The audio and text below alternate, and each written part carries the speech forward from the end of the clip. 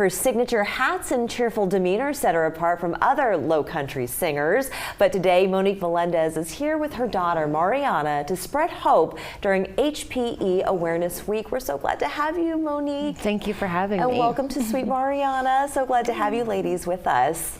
So, you know, your hats, your beautiful music. I mean, everybody is just so drawn to you. But you've experienced some challenges with your daughter, and I wanted you to just have a platform to tell us more about what HPE is, and just what life has been like raising a child with HPE. Okay, so she was born in 2015. Had an easy pregnancy. Everything seemed normal in my pregnancy. When she was born, she had a couple of complications with her breathing and her temperature, and the doctors didn't know what was going on with her. And then shortly after, I want to say 3 weeks after she was born, she got a cold, and she was not breathing. She just stopped breathing, and I was panicking because I'm like, something's wrong with my baby. Took her to the hospital again.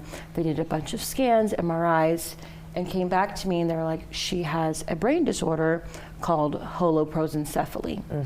And they said it's not severe, so that's why it wasn't picked up on ultrasounds, but the MRI is showing that she does have this disorder where the brain doesn't completely divide in half, and her corpus callosum is not fully developed. Oh, goodness. And I was like, well, what does this mean for my daughter? Like, what does this mean? And they're like, we don't have all of the answers. Your best bet is to get on Google. Wait, the doctors told you that? The doctors said we don't. They said to go to Google? To go to Google, right? And usually they say stay off Google. They told me to get on Google and to look. So I'm speechless, Monique. I'm absolutely speechless. I mean, obviously you did. And as a mother, you're going to search high and low and under every rock for answers and information. Correct. So what did Google tell you? So what did Dr. Google tell you? I got on Google and I looked up holoprosencephaly, and I was like, okay, what does this mean? What's the life expectancy of my child? What does this mean for her future? And I actually found a Yahoo group, Families for Hope. That's when it was a Yahoo group.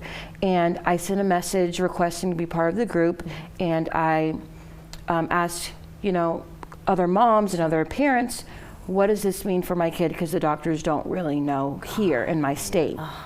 And a bunch of parents got back to me and said, my child also has the same form, the lobar holoprosencephaly. This is what our day-to-day looks like. And I was like, thank God somebody can give me answers. Because you want to know what to expect out of life as you know, 1 week turns into a month, turns into a year, and on and on and on. Exactly. And when I did my research, when I Googled what holoprosencephaly was, you know, the fact that different babies exhibit it differently too, right? So you thought your daughter was born healthy, she looked perfect. Others have more physical manifestations of this as well. Yes. So Mariana, her facial structure is very narrow. Some children are born with the cleft lip or cleft palate, high palate.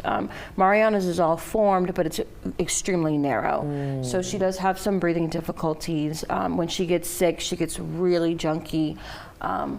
And that's just because of how the brain forms. It also creates your face, really. Right. Can she speak? Can she communicate? She cannot speak. She doesn't talk or walk, which is why she's in a wheelchair, but she does smile. She knows her people. She knows her mom, of course, and her family.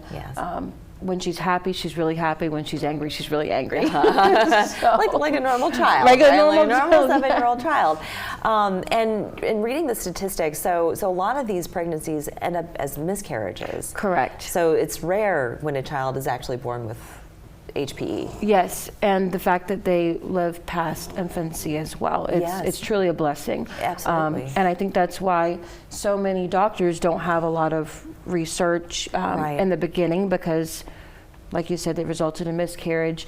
Now the Carter Centers for Brain Research and Holoprosencephaly, as well as Families for Hope, they go out of their way to ensure that they help families to get information they need for children with this disorder, also with research studies, clinical studies, just to gather more information so that they can figure out more causes and to help with the day-to-day life, because of course there are different things that come with having a special needs child. Oh, so. absolutely, absolutely. And you are truly super mom. You have 4 girls. She has Thank 4 you. girls, a 4-month-old, which I don't know how you do it, but you manage in style and beauty and Thank you. grace, and we're just so impressed. So for people who are watching this, Families for Hope, that's the organization which you have joined forces with and you're bringing awareness to. Correct. So where should people find out more information? And even to talk to you if they'd like to get more